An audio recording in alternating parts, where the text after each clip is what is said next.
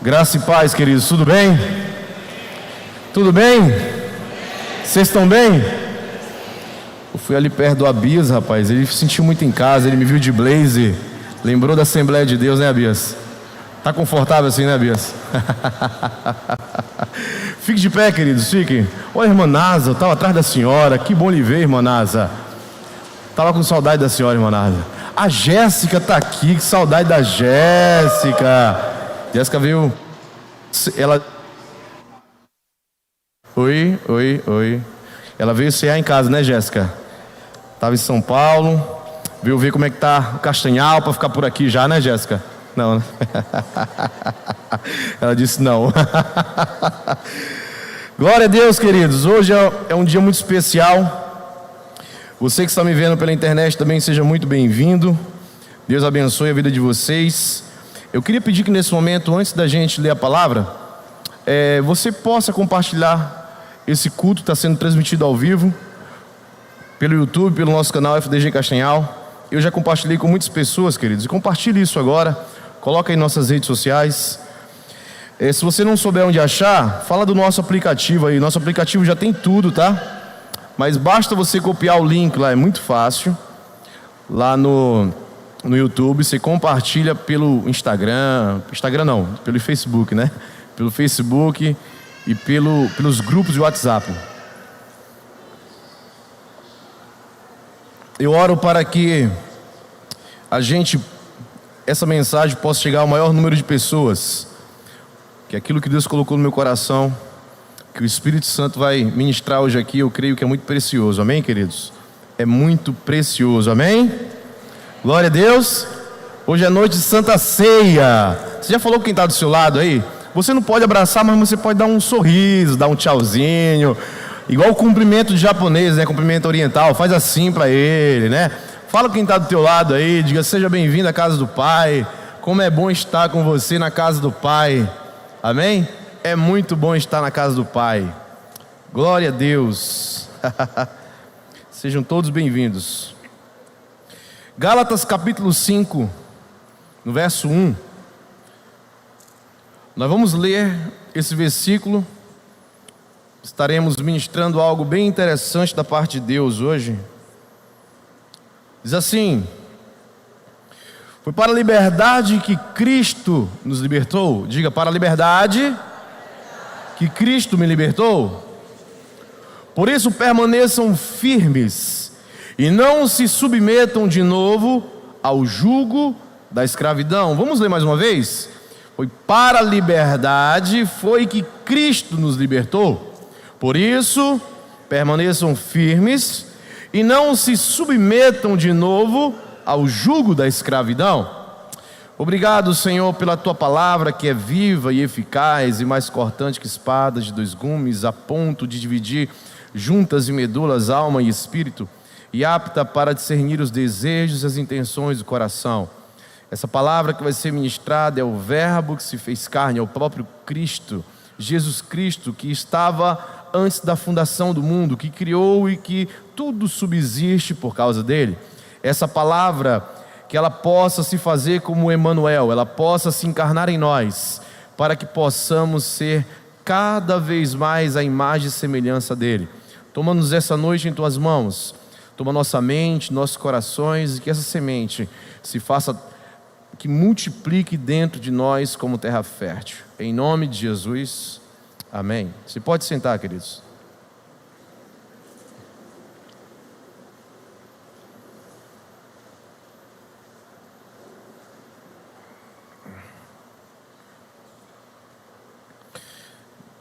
Muitas vezes nós falamos de liberdade. A liberdade, na verdade, ela tem sido talvez a palavra mais pesquisada e mais falada ultimamente, nos últimos anos, na mídia, né? O próprio presidente da República, ele faz menção a um versículo bíblico que fala de liberdade. E ele fala: conhecereis a verdade, e a verdade vos libertará, que exatamente está em João capítulo 8, no verso 32. Nós falamos de liberdade, nós fazemos músicas de liberdade, né? Eu lembro que nossa época de adolescente, né, amor? A gente cantava Muita música de liberdade, né? Tinha o David Killer, ficava, eu sou livre, livre para... E eu livre, só falava de livre. Ele ficava 1 hora falando, eu sou livre. E a liberdade, nós não entendemos direito o que é liberdade. Nós falamos, ouvimos, cantamos, pregamos, mas muitos de nós não entendeu ainda exatamente o que é liberdade. Mas a liberdade que Jesus Cristo veio nos libertar é uma liberdade que no original, que é eleuteria, que é original de eleuteros, que significa exatamente nascido livre. Repete comigo, nascido livre. Alguém que não é escravo. O conceito de eleuteros significa exatamente aquele que tem a liberdade para fazer o que se deve e não o que se quer. Eu vou repetir. O conceito de liberdade na Bíblia é aquele que tem a liberdade para fazer, para escolher aquilo que se deve e não aquilo que se quer. Nós temos um conceito de liberdade que ouvimos muito, seja a sua melhor versão, faça você mesmo, viva a sua melhor versão. E muitas vezes nós estamos vivendo de acordo com a nossa vontade, não porque somos livres, pelo contrário, porque nós somos escravos. Muitos são escravos, nós não. Está arrependido, em nome de Jesus. Muitos são, né, queridos? Nós não. Muitos são escravos. Eu lembro de uma vez que a minha esposa contou essa história faz muitos anos. Acho que foi com ela mesmo que ela foi cantar na época de solteira, no Ministério de Louvor, né? Não, foi uma amiga dela que foi cantar. E essa amiga dela veio de uma doutrina muito religiosa, que não podia usar calça, mulher não poderia usar calça e tal. E ela saiu dessa igreja de uma doutrina bem fechada, bem religiosa, e foi para uma outra igreja que era o outro extremo, onde podia tudo, né? E aí ela foi ministrar em uma igreja da mesma denominação que ela era, que era religiosa, e a irmã que agora achava que estava o quê? Livre, né? Aí ela pega e diz, agora que eu sou livre, eu vou de calça cantar nessa igreja. E aí a Lília falou, mas por que você vai de calça? Ela, porque agora eu sou livre, e eles vão ver que evangelho não está na calça ou na saia. Aí a Lília deu uma palavra para ela, que eu nunca esqueci. Ela disse, a liberdade é você poder ir de saia sem isso te afetar. Então, queridos, preste atenção. A liberdade, segundo a Bíblia, não é fazer o que eu quero. A liberdade, segundo a Bíblia, é o fazer o que deve ser feito, sem isso ser algo que seja muito difícil para mim, entende? Preste atenção, queridos. Por que muitas vezes nós temos dificuldade em fazer alguma coisa? Porque na verdade não somos livres naquilo. Por que tem pessoas que não conseguem entregar o dízimo e dar uma oferta de coração, como diz a Bíblia? Porque ainda não está livre. Talvez Mamon, o Deus da riqueza, esteja sendo o senhor dessa pessoa, mesmo ela estando na igreja. Talvez essa pessoa, ela ainda seja governada pelo príncipe desse mundo. Porque quando eu sou livre, eu dou de coração, e como a Bíblia diz, eu dou com alegria e não com pesar. Você está entendendo? Então, liberdade bíblica não significa fazer o que o meu coração diz. Liberdade bíblica significa que agora eu não sou mais escravo, eu tenho direito de escolha. Se você pegar um viciado, um dependente químico, a pior tristeza de um viciado entorpecentes é que ele não consegue fazer escolhas.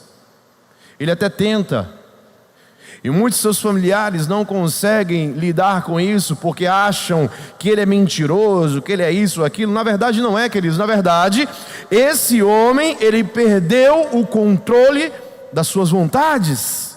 Entende? Ele até quer alguma coisa, ele quer mudar, mas o seu vício, a sua dependência não deixa ele mudar.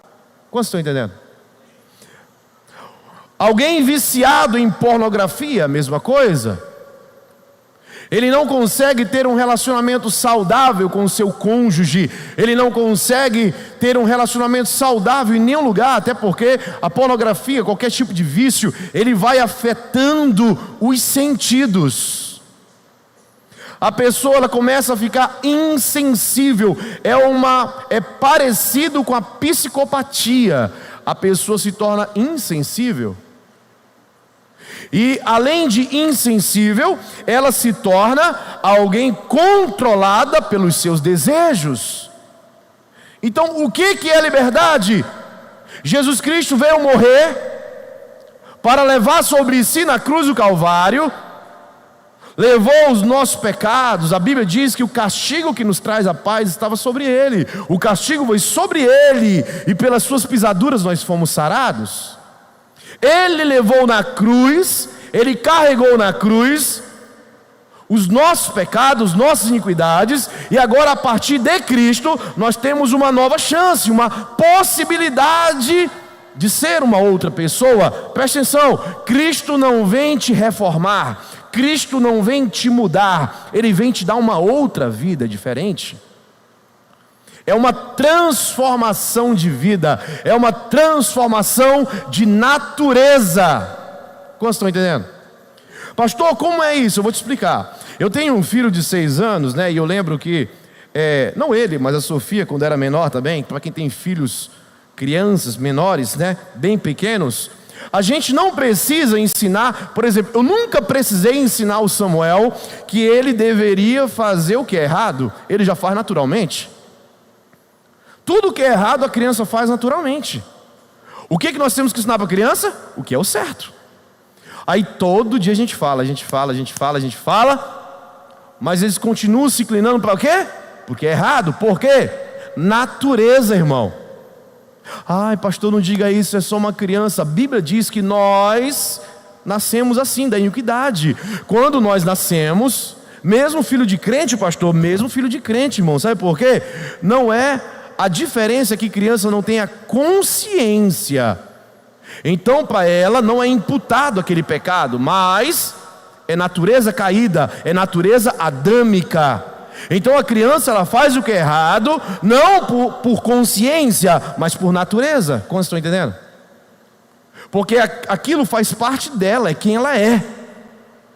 É por isso que quando há uma consciência, quando está maior um pouquinho, 10, 11, 12 anos, aí ela começa a entender de fato aquilo que os pais vivem, que é para ser assim, né? E aquilo que os pais ensinam dentro de casa. E quando os pais ensinam dentro de casa, ela começa a aprender o caminho desde a infância.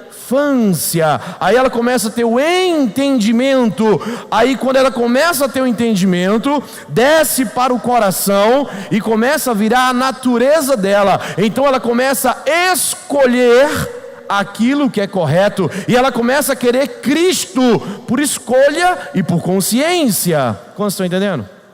Porque a natureza dela está sendo transformada, o coração regenerado, e a vida dela começa a ser guiada pelo Espírito Santo. Amém ou não amém? O salmista Davi fala em Salmos capítulo 51, no verso 5: eu nasci na iniquidade, em pecado me concebeu a minha mãe. Queridos, depois de Adão, depois da queda, todos nós nascemos em iniquidade. Exatamente por isso que Jesus Cristo, eu já falei sobre isso aqui, Ele morre por nós para nos comprar. Estávamos mortos em delitos e pecado, que a Bíblia diz. Ele morre com preço de sangue, como diz em Efésios capítulo 1. E aí Ele nos compra, redenção. Diga comigo, redenção. E aí Ele nos compra. Agora não estamos mais mortos, não somos mais escravos. Agora não é mais uma natureza adâmica. Aí, além de nos comprar, Ele perdoa os nossos pecados. Tudo na cruz. E depois Ele nos adota como filhos e filhas dEle.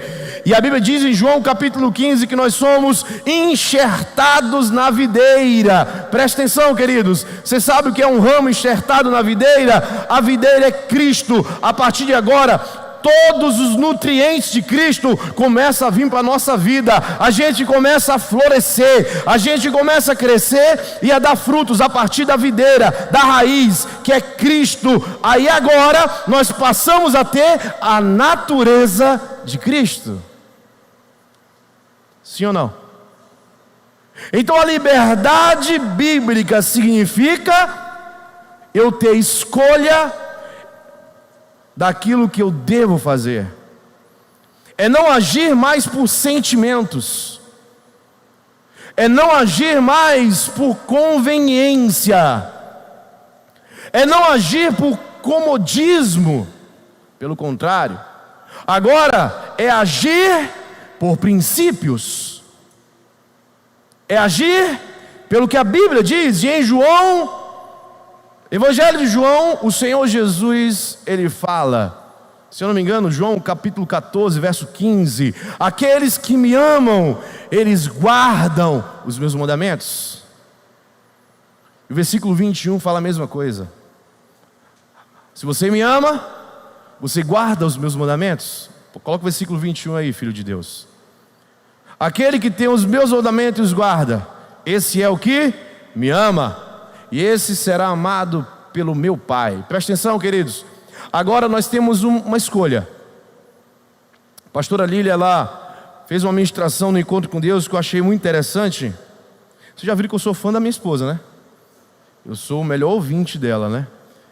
E ela, mas algumas falas que eu acho muito interessante. Ela disse o seguinte: que uma ferida fechada é um ministério aberto. Uma ferida fechada é um ministério aberto. E ela disse mais, ela disse que não adianta você se fazer de vítima, porque toda vítima tem uma escolha. Toda vítima tem uma escolha. Ah, pastor, mas você não sabe como foi a minha vida, a minha infância. Você foi vítima, mas você tem uma escolha. Porque Cristo nos deu uma nova escolha. Ah, pastor, mas você não sabe como foi. Você tem uma escolha. Eu ouço muitos testemunhos do gabinete, queridos. E muitas vezes, sabe quem é que chora mais, quem menos consegue fazer o que tem que fazer, Lorena? São aqueles que têm a vida melhor do que os outros.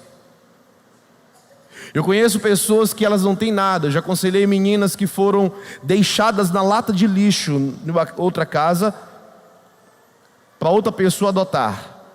Não tem pai nem mãe. Aquela pessoa que adotou a família é muito pobre financeiramente. Foram abusadas na infância. Tudo que vocês imaginarem aconteceu. Mas são pessoas que escolheram uma nova chance, viram em Cristo uma nova chance e deram certo. Repete comigo: toda vítima tem uma escolha. Você sabe por que os fariseus eles odiavam a mensagem de Cristo? Sabe por que Nicodemos ele não entende a mensagem de Cristo quando Jesus Cristo fala para ele: é necessário nascer de novo? Porque aqueles homens tinham uma vida muito confortável. Você sabe qual é o pior tipo de escravidão que tem? É o escravo que usufrui da mesa. Presta atenção. O pior escravo que tem é o escravo que usufrui do palácio. Porque esse tipo de escravo, ele é escravo, mas como ele usufrui da mesa, ele acha que todo mundo deve ser um escravo mais inteligente. Entende? Não, mas nós estamos na mesa, estamos comendo do bom e do melhor, temos um carro melhor. Presta atenção, queridos.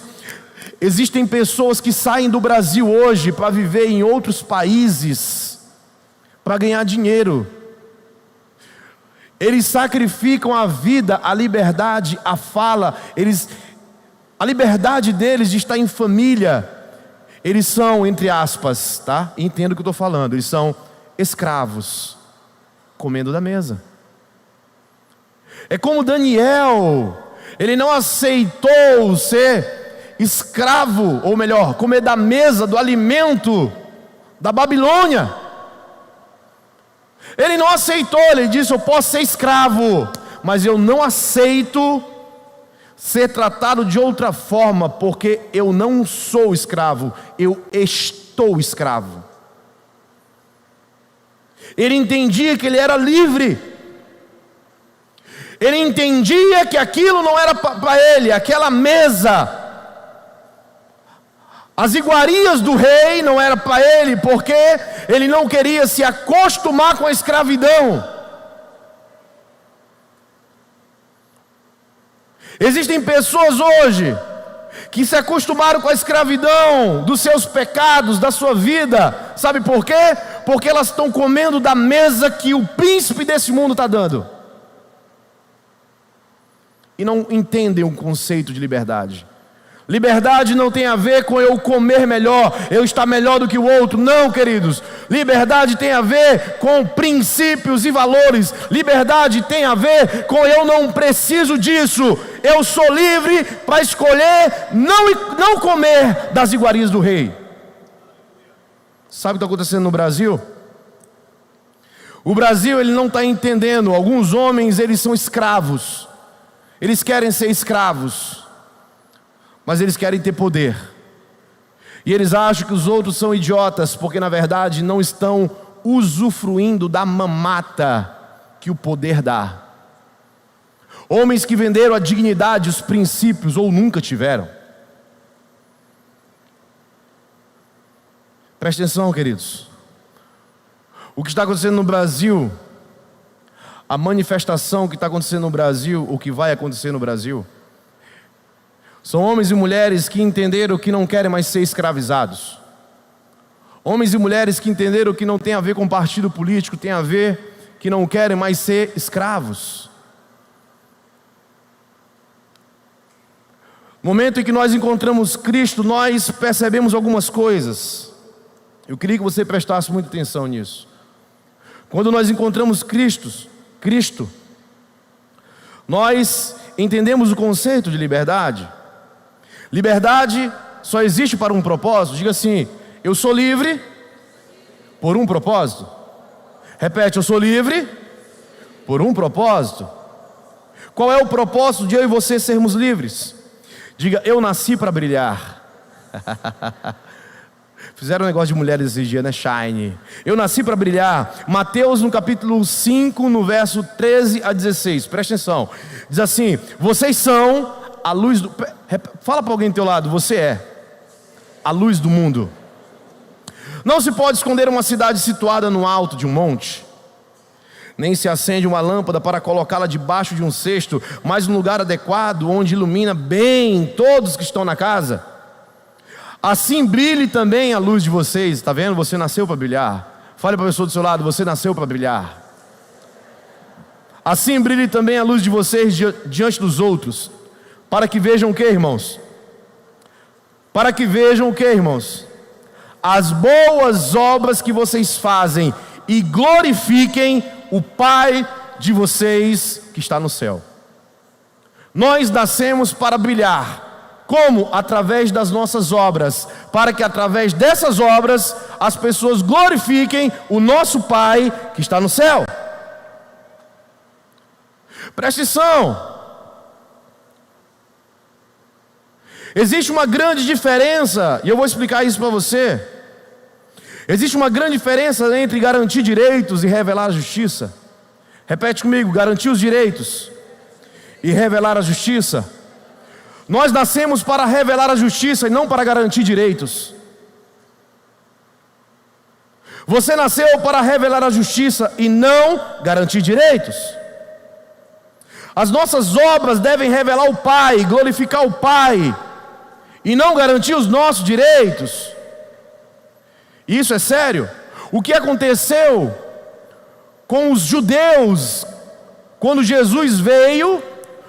Os judeus estavam assim, queridos, presta atenção. O Império Romano estava dominando sobre Israel. Havia uma divisão entre os judeus, mas eles garantiram direito. Repete comigo: eles garantiram direito. Eles garantiram direito de tratarem as coisas deles com a lei deles. Os rabinos, eles tinham direitos, regalias mesmo sendo um povo escravo. Você entende isso? Era um povo que era escravo, dominado pelo Império Romano. Só que aqueles rabinos, aqueles fariseus, saduceus e todos os outros judeus, eles tinham direitos garantidos. Olha como é interessante. Eles tinham direitos garantidos.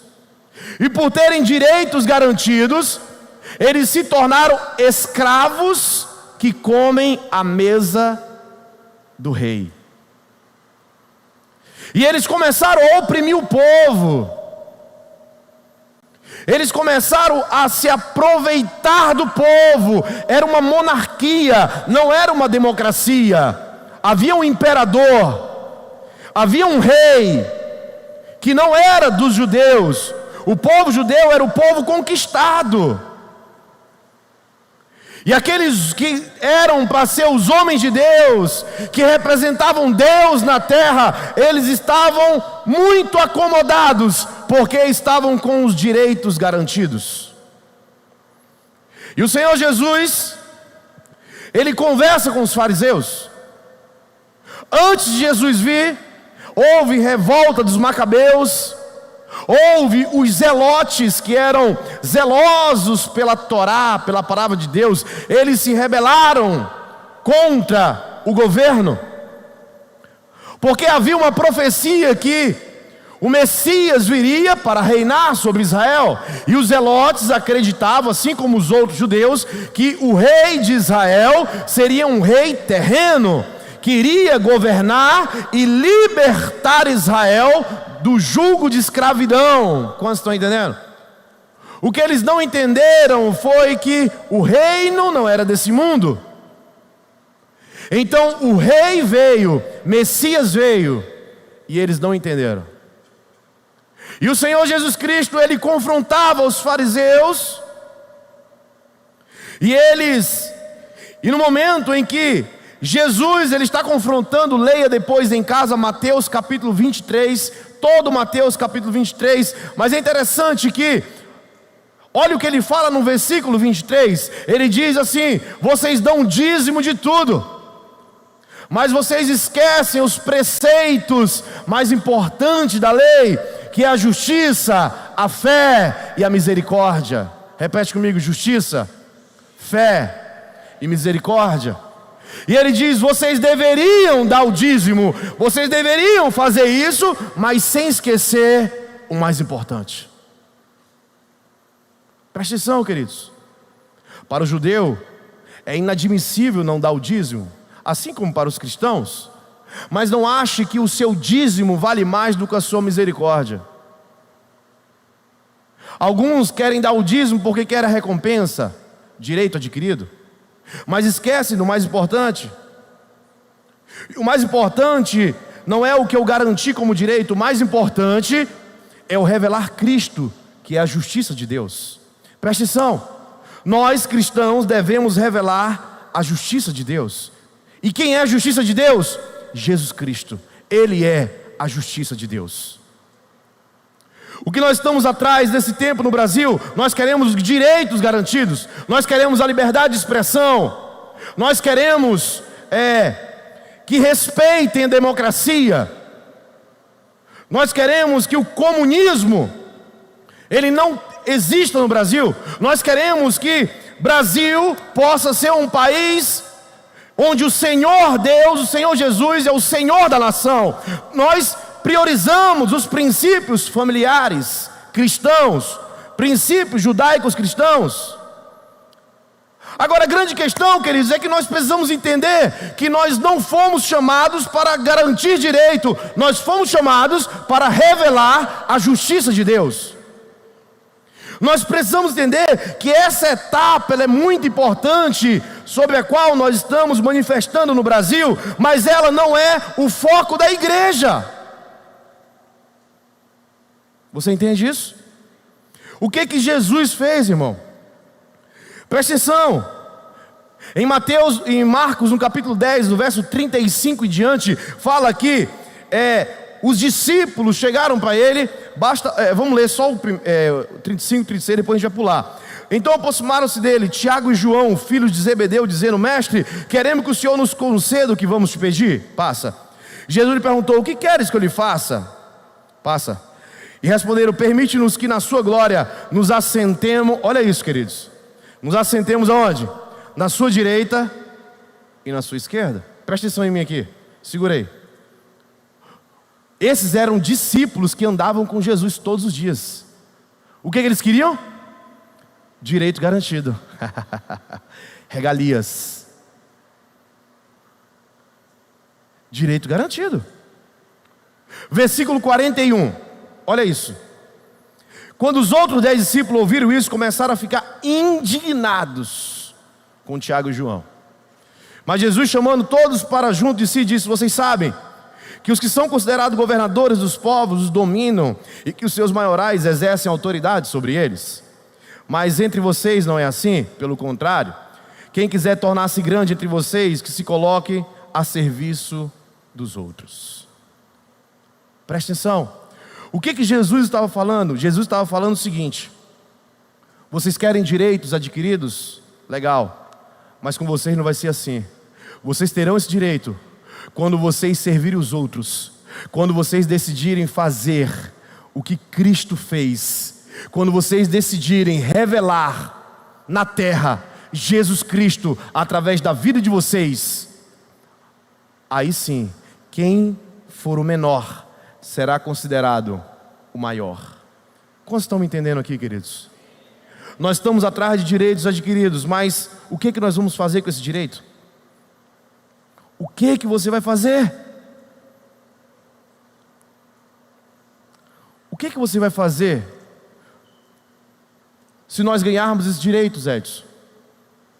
Estamos vendo realmente uma ditadura da toga, onde os ministros do STF, principalmente um ministro, ele realmente tem feito tudo o que dá na cabeça.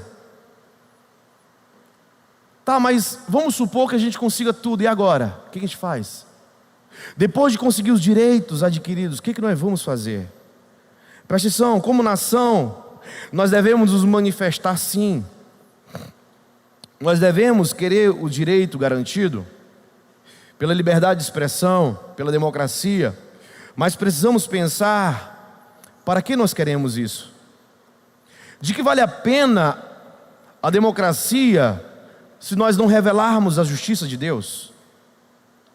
O que aconteceu na época de Jesus?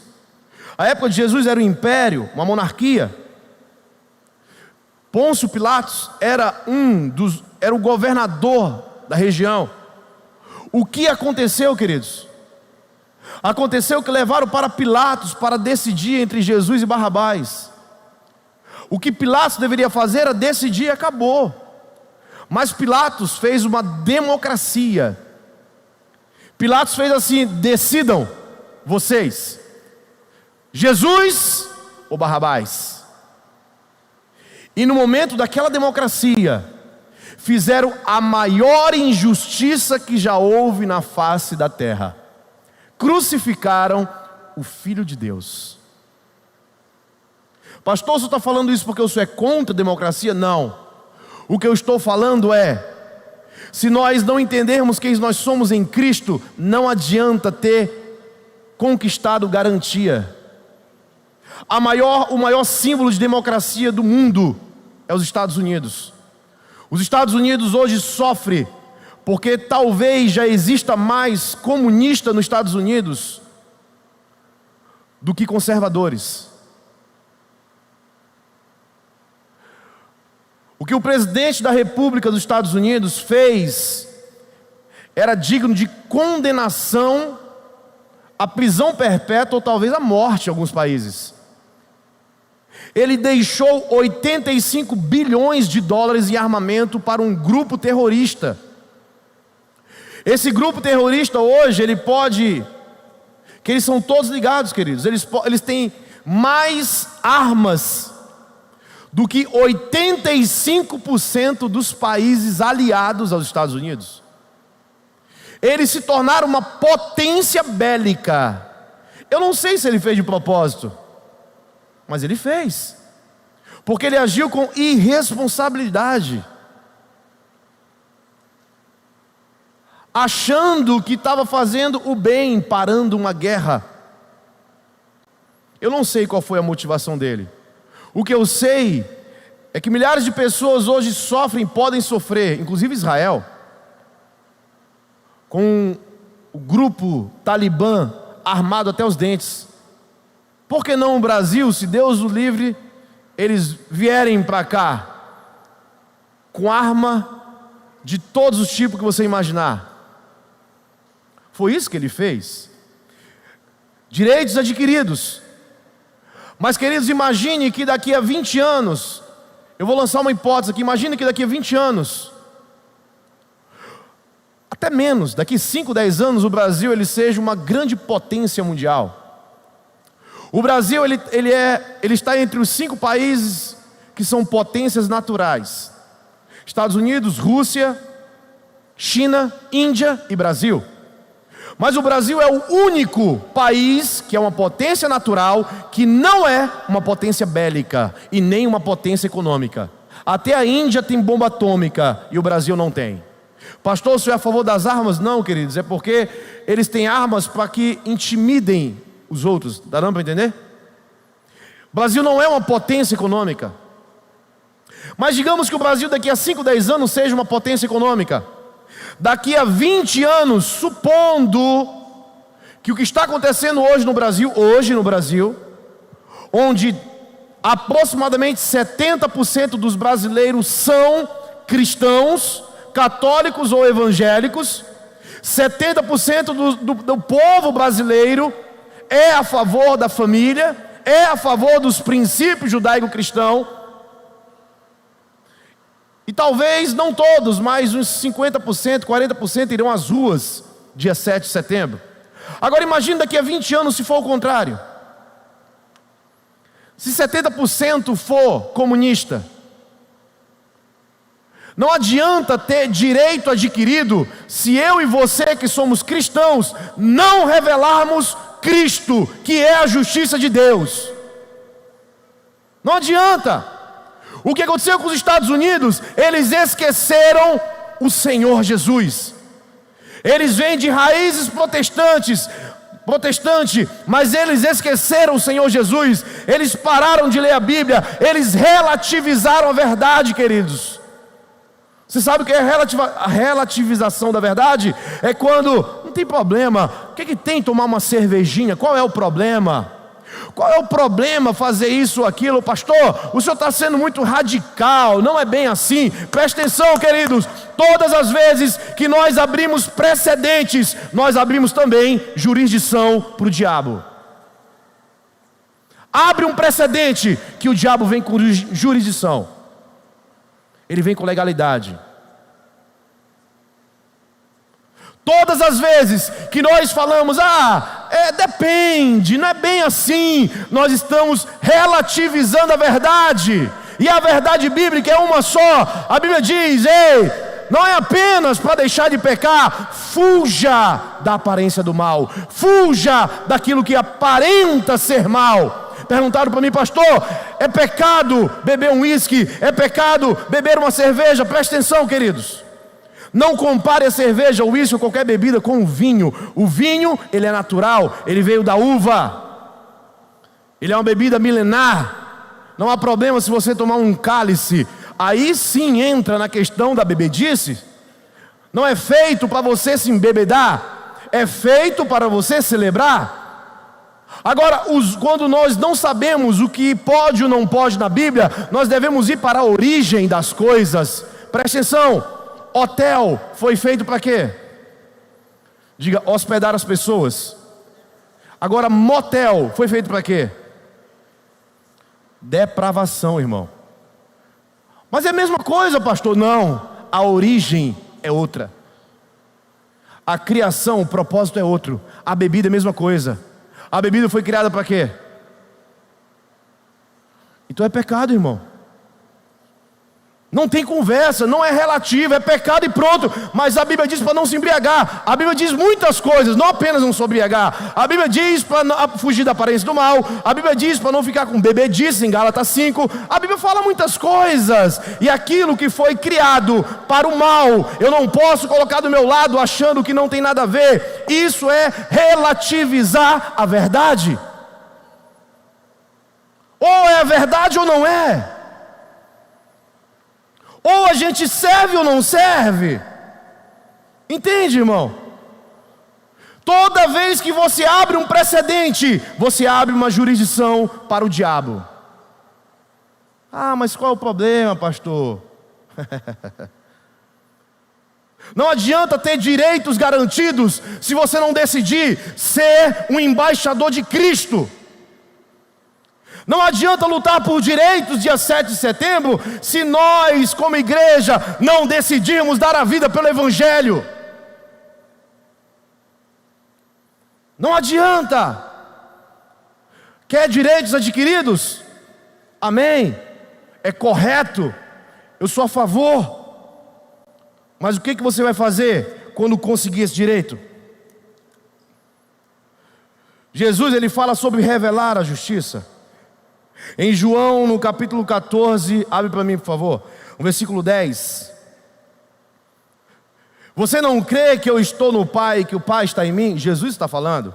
As palavras que eu digo a vocês, não digo por mim mesmo, mas o Pai que permanece em mim faz as suas obras. Creiam que eu estou no Pai e o Pai está em mim. Creio ao menos por causa as mesmas obras. Diga, as mesmas obras. Dá um pause bem aí. Você faz as mesmas obras que o Senhor? O que Jesus está falando é: creiam que o Pai está em mim, pelo menos pelas mesmas obras, porque eu faço exatamente o que Ele faz. Passa.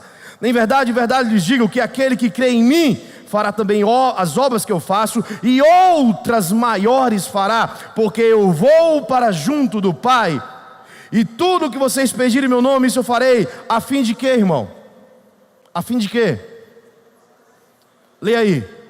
De que o Pai seja glorificado no Filho. Quando nós fazemos as obras de Deus, quando nós revelamos a justiça de Deus, e quem é a justiça de Deus? É Jesus Cristo. Ele é a justiça de Deus. Quando nós revelamos a justiça de Deus, o Pai é glorificado. Então você quer adquirir um direito? Amém, irmão? Vamos estar juntos no dia 7/9, não protestando, porque nós não vamos protestar, não nos manifestamos, porque nós não vamos manifestar, nós vamos profetizar. É diferente. Profetizar. Perguntaram: pastor, o senhor é bolsonarista? Eu falei: não, eu sou cristão. Foi Bolsonaro que decidiu ser cristão, eu já era. Amém, irmão? Eu já era cristão. O cristianismo é antes dele e vai continuar depois dele. Quantos estão entendendo? Preste atenção numa coisa, irmão. Colossenses, no capítulo 1, no versículo 26, diz assim: o mistério que esteve escondido durante séculos e gerações, mas que agora foi manifestado aos seus santos. Quem são os santos de Deus? Quem são os santos de Deus? Levanta a mão se você é santo de Deus. Foi para você que foi revelado. Que mistério é esse, pastor? A este Deus quis dar a conhecer a riqueza da glória desse mistério entre os gentios, que é Cristo em vocês, a esperança da glória. Mais uma vez, Cristo em vocês, a esperança da glória. Ah, queridos, quando você encarnar isso, quando você entender que Cristo está em você, você vai se levantar, você vai resplandecer Cristo, você vai brilhar Cristo na terra, e vão ver a justiça de Deus na terra através da tua vida. Você é o embaixador de Cristo. Você tem como propósito revelar a justiça de Deus na terra. Diga: Cristo em vós, a esperança da glória. Passa mais uma ali. Pode passar. Este Cristo nós anunciamos. Você tem anunciado Cristo? Advertindo a todos e ensinando. Você ensina a cada um em toda a sabedoria, a fim de que apresentemos cada pessoa perfeita em Cristo. Nós só somos aperfeiçoados em Cristo. Fora de Cristo não tem como. É para esse fim que eu me empenho, esforçando-me o mais possível, segundo o poder de Cristo que opera poderosamente em mim. Bate no peito e diz assim: eu serei quem vai anunciar Cristo. Eu vou anunciar Cristo. E para esse fim, eu vou me empenhar, me esforçando o máximo que eu puder, segundo o poder de Cristo, que habita e opera poderosamente em mim. Fale para o irmão do seu lado: você é um embaixador de Cristo. Você é um representante de Cristo na terra. Presta atenção, queridos, Cristo é a justiça de Deus. Romanos capítulo 3, verso 21 diz, de 21 ao 26, vamos ler: mas agora sem lei, a justiça de Deus se manifestou, sendo testemunhada pela lei e pelos profetas. E é a justiça de Deus mediante a fé em Jesus Cristo para todos e sobre todos os que creem, porque não há distinção, pois todos pecaram e carecem da glória de Deus, sendo justificado gratuitamente por sua graça mediante a redenção que há em Cristo Jesus, a quem Deus apresentou como propiciação no seu sangue, mediante a fé. Deus fez isso para manifestar a sua justiça. Manifestar o que, irmão? Manifestar o que, irmão? Está entendendo isso aí? Deus fez isso para manifestar a sua justiça, por ter Ele, na sua tolerância, deixado impunes os pecados anteriormente cometidos, tendo em vista a manifestação da sua justiça. Diga: a manifestação da justiça de Deus no tempo presente, a fim de que o próprio Deus seja justo e o justificador daquele que tem fé em Jesus. Jesus é a justiça de Deus para o tempo presente.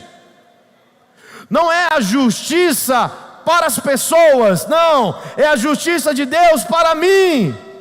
Porque a justiça de Deus, você vai entender. Deixa eu ler esse outro versículo que eu vou explicar. Pula o capítulo 5 aí, capítulo 5, versículo 12, você vai entender. Versículo 12, portanto, assim como por um só homem, presta atenção nisso, diga: um só homem entrou o pecado no mundo, e pelo pecado veio a morte, assim também a morte passou a toda a humanidade, porque todos pecaram. Porque antes da lei ser dada, havia pecado no mundo, mas o pecado não é levado em conta quando não há lei. No entanto, a morte reinou desde Adão até Moisés, mesmo sobre aqueles que não pecaram, à semelhança da transgressão de Adão, o qual prefigurava aquele que havia de vir. Mas o dom gratuito não é como a ofensa, porque se muitos morreram pela ofensa de um só, muito mais a graça de Deus e o dom pela graça de um só homem, Jesus Cristo, foram abundantes sobre muitos. O dom, entretanto, não é como no caso que somente um pecou, porque o julgamento derivou de uma só ofensa, mas para a condenação, mas a graça deriva de muitas ofensas para a justificação. Se a morte reinou pela ofensa de um, e por meio de um só, muito mais os que recebem a abundância da graça e o dom da justiça reinarão em vida por meio de um só, a saber, Jesus Cristo. Portanto, assim como por uma só ofensa veio o juízo sobre todos os seres humanos para condenação, assim também por um só ato de justiça, diga: um ato de justiça, um ato de justiça, veio a graça sobre todos para a justificação que dá a vida. Porque como pela desobediência de um homem muitos se tornaram pecadores, assim também por meio da obediência de um só, muitos se tornarão justos. A lei veio para que aumentasse a ofensa, mas onde aumentou o pecado, aumentou muito mais ainda a graça, a fim de que como o pecado reinou pela morte, assim também a graça reinasse pela justiça que conduz à vida eterna por meio de Jesus Cristo, nosso Senhor. Presta atenção, queridos. Vem a morte para o mundo através do pecado de um homem, Adão. Através desse pecado, todos nós nascemos no pecado, todos nós. Como eu li em Salmo 51 agora há pouco, todos foram concebidos em pecado, mas também veio um homem. Imagina Deus vendo isso. Deus é injusto, irmão, sim ou não? Deus é injusto, sim ou não? Mas sabe como é que estava antes? A gente não conseguia se livrar do pecado. E aí aqueles que entendiam diziam: pô, Senhor, eu não fiz nada, cara. Esse Adão não vigia no Éden.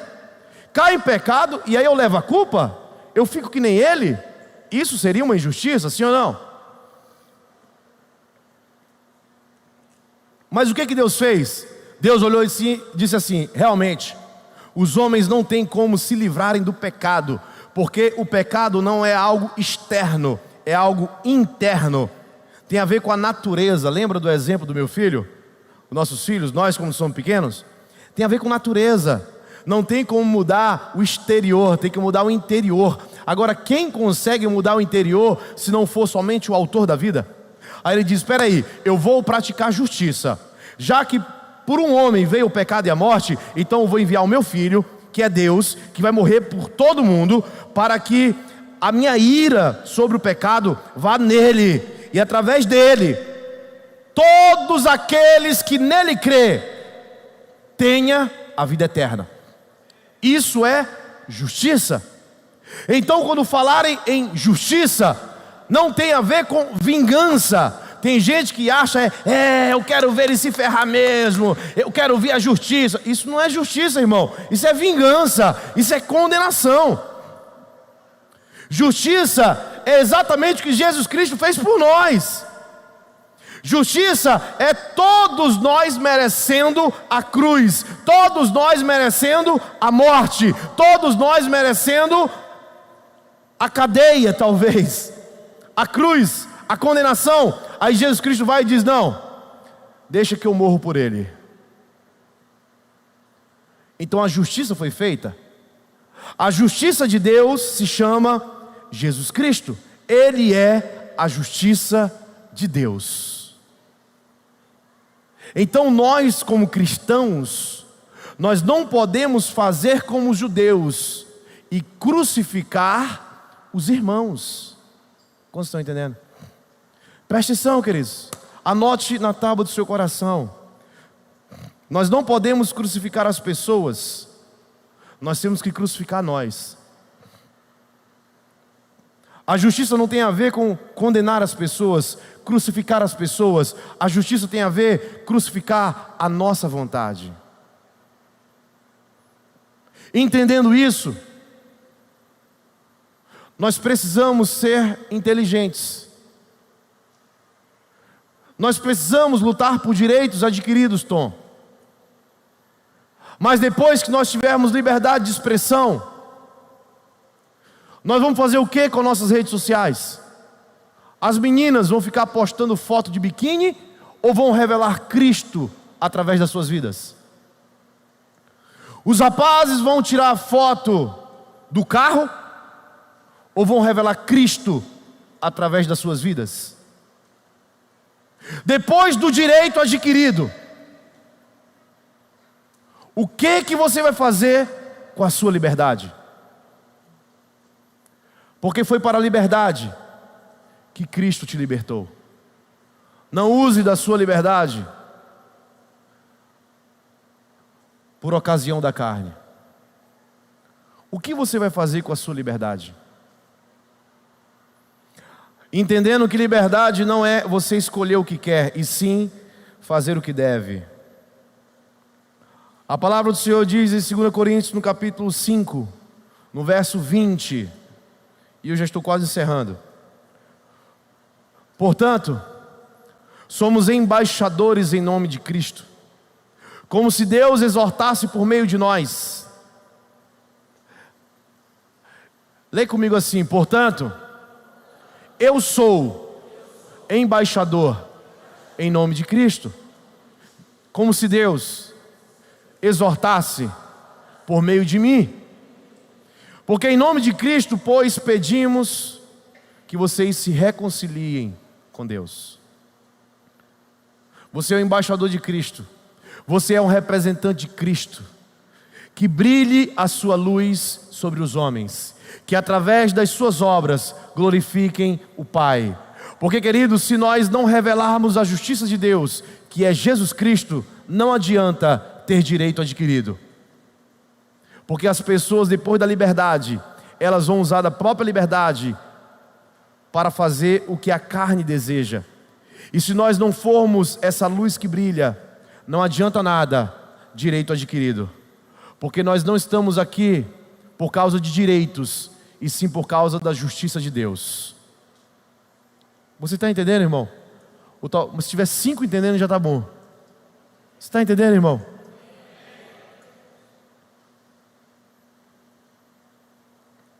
Em 1 Pedro capítulo 2, no verso 9.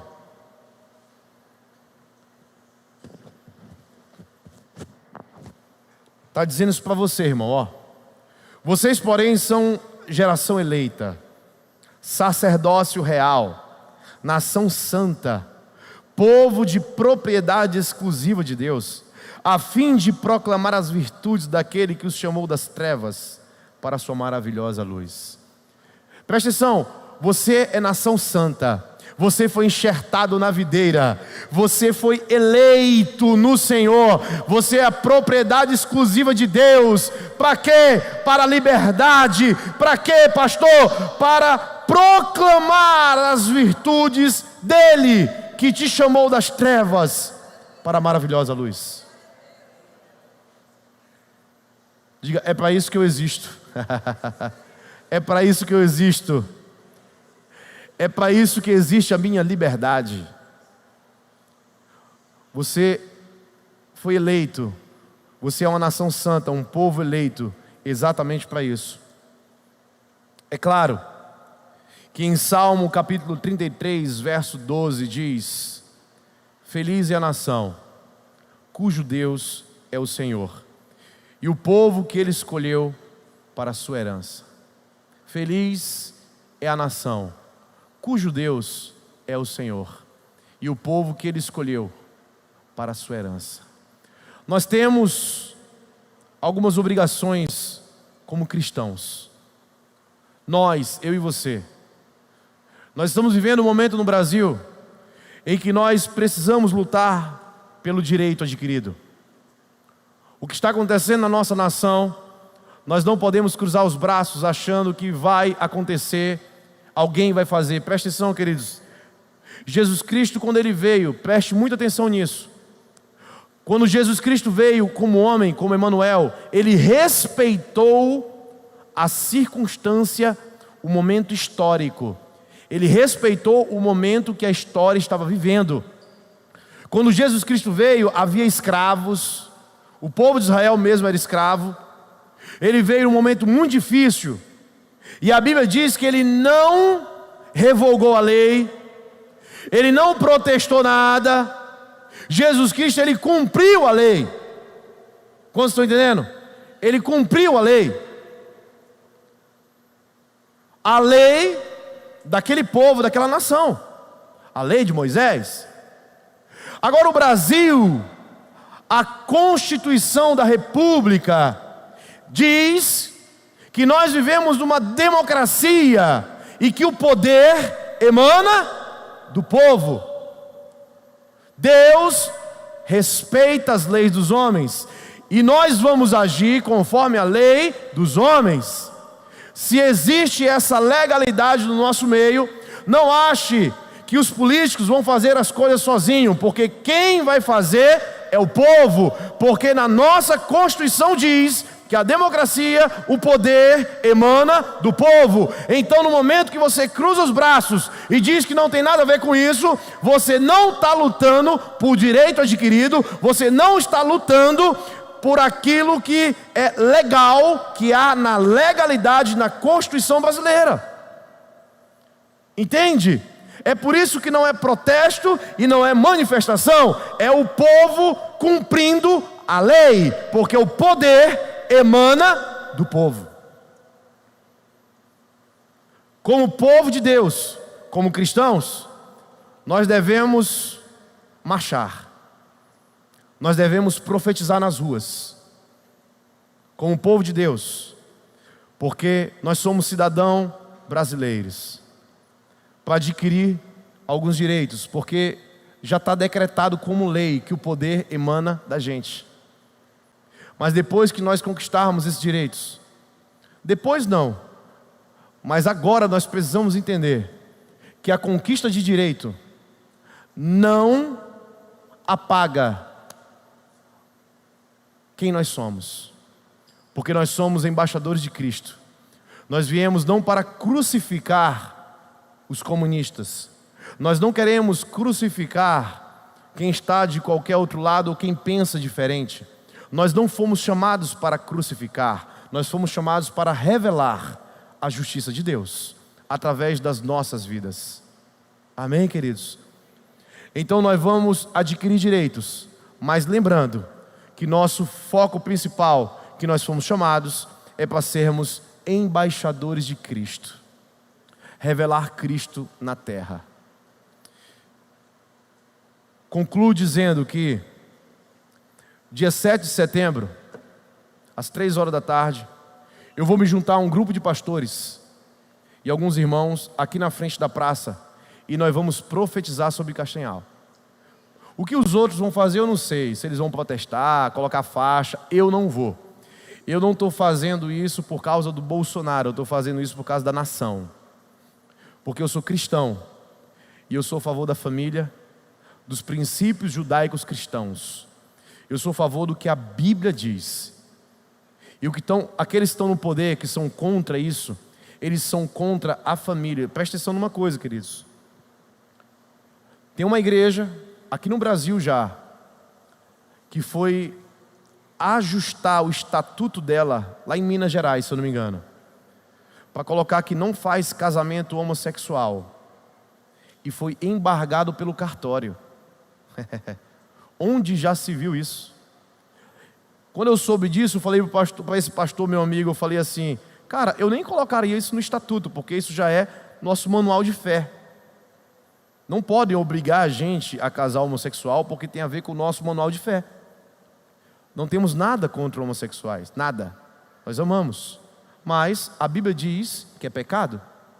Homossexualidade é pecado, não tem como ir contra isso. Não é a pessoa, é o pecado. Amém, queridos? Assim como todos os outros pecados, assim como somos contra o divórcio também, somos contra todo tipo de pecado. E ensinamos em Cristo a todos nós vencermos nele o pecado. Só que essa igreja quis colocar e foi embargada por um cartório. O cartório não é nem justiça. Não aceitou. É só para você entender que quem está no poder hoje, eles são contra a igreja, eles são contra o cristianismo, eles são contra a família, eles são a favor do aborto, eles são a favor da pedofilia, eles são a favor de tudo que não presta que você imaginar. Então nós não estamos protestando contra eles, nós amamos essas pessoas, e se eles quiserem se converter a Cristo, nós precisamos revelar a justiça de Deus para eles. O que nós vamos fazer é dizer que nós somos cidadãos brasileiros e o poder emana do povo, e nós vamos profetizar, adquirir esse direito de liberdade de expressão, de tudo que nós precisamos, profetizar, porque Castanhal é solo brasileiro, e nós vamos profetizar junto com os nossos irmãos no Brasil, dizendo que o Senhor é o Senhor dessa nação. Quem quiser vir junto comigo, eu estarei aqui na frente da igreja, aqui na frente do pessoal, inclusive